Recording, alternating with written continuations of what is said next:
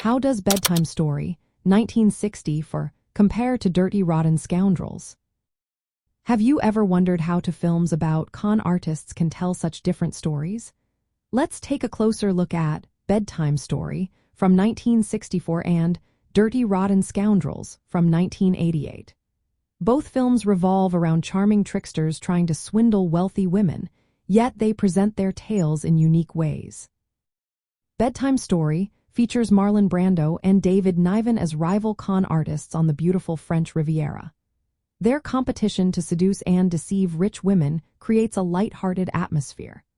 Marlon Brando's character, while crafty, eventually finds love and changes his ways.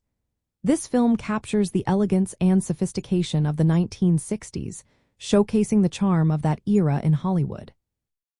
On the other hand, Dirty Rotten Scoundrels stars Steve Martin and Caine, who take the same premise but ramp up the humor and satire. Their exaggerated comedic style makes for a more outrageous experience.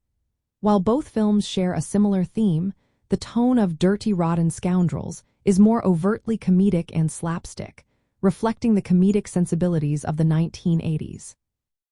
The characters in Bedtime Story are more grounded and relatable.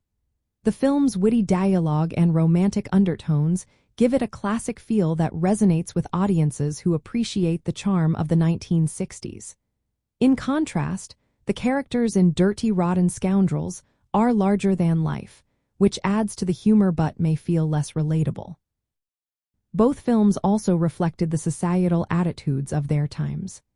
Bedtime Story embodies the style and grace of the 1960s, while Dirty Rotten Scoundrels captures the more playful and satirical approach of the 1980s.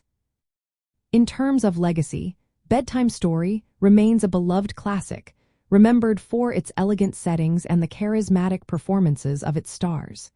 It stands as a nostalgic reminder of the era.